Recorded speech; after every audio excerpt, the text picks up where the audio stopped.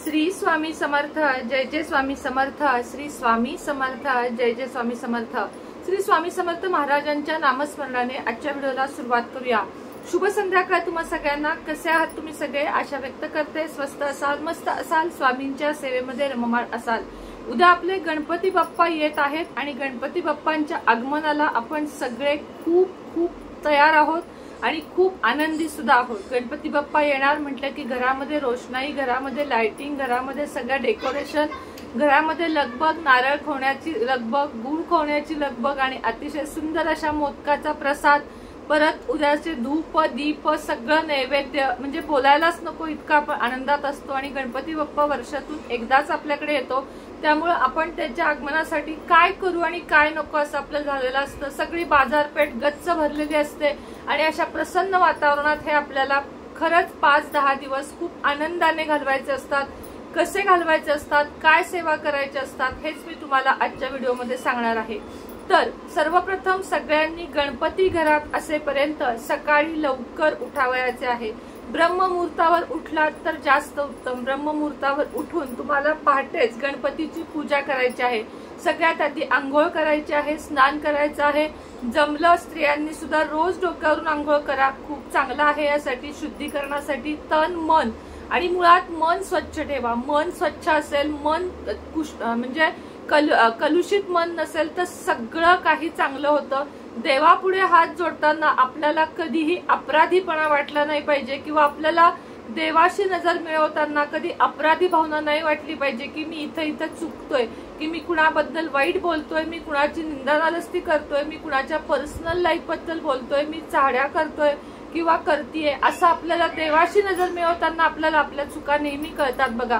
आपल्याकडून थोडी जरी चूक झाली तरी आपल्याला देवळात गेलो किंवा नमस्कार करत असलो घरातल्या देवाला तरी आपल्याला अपराधी भावना वाटते। त्यामुळे अपराधी भावना वाटू नये म्हणून जास्तीत जास्त प्रयत्न करा की आपल्या हातून कधीच कुणाबद्दल वाईट तोंडातून जाणार नाही आणि गेलं असेल तर यापुढे जाणार नाही अशी या 10 दिवसात संकल्पना करा, की संकल्प करा की यात पुढे मी कधीही वाईट वागणार नाही, कधीही चुकीचं वागणार नाही, जास्तीत जास्त चांगलं वागेन, सेवा करेन, देवाची सेवा करेन, सेवा धर्म दान धर्म करेन, अशी स्वतःशी हे करा।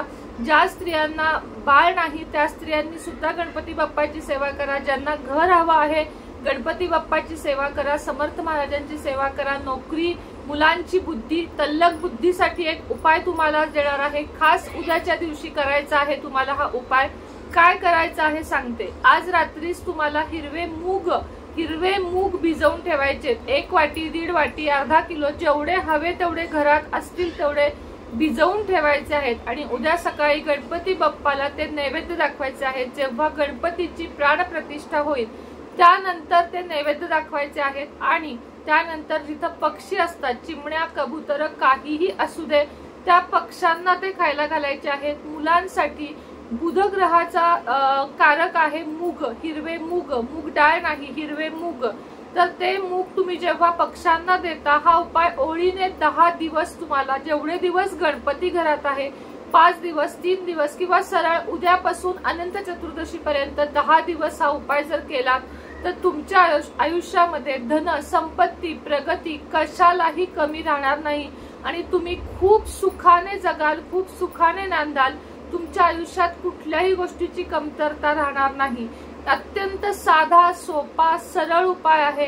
हिरवे मूग खरोखर सांगते की मुलांच्या तल्लक बुद्धीसाठी आणि मुलांच्या प्रगतीसाठी, धन, संपत्ती, ऐश्वर यासाठी तुम्हाला हे करायचं आहे। त्याचप्रमाणे उद्यापासून घरामध्ये रोज अथर्व शीर्ष एकदा, घरात गणपती असो किंवा नसो, घरात अथर्व शीर्षाचा पाठ एकदा झालाच पाहिजे, गणपती स्तोत्र झाले पाहिजे आणि ओम गण गणपते नमः या मंत्राचा जप झाला पाहिजे। या 3 सेवा तुम्हाला दररोज न चुकता करायच्या आहेत। आपल्या घरातल्या छोट्या बाप्पाची मूर्ती सुद्धा बाप्पाच आहे असं नाही की मोठा गणपती बसवला म्हणजेच तुम्ही सेवा करायची आहे। 10 दिवस सेवेमध्ये घालवा, त्याचप्रमाणे पुण्यामध्ये घालवा, दान धर्मामध्ये घालवा। 11 गणपती घरोघरी जाऊन, ज्यांचे लग्न ठरत नाही त्यांनी 11 गणपतीला जावा, प्रत्येक घरात जायचं, काहीतरी दक्षिणा ठेवायची आणि लग्नाबद्दल तुम्हाला तिथे प्रार्थना करायची आहे। ज्यांचं लग्न ठरत नाही त्यांचं लग्न अवश्य ठरेल आणि तुमच्या आयुष्यामध्ये मुलांची काळजी मिटेल, लग्नाची काळजी मिटेल, असे हे सटीक उपाय आहेत जे तुम्हाला आता सांगितले उपाय उद्या अवश्य करा आणि सेवा सुद्धा अवश्य करा।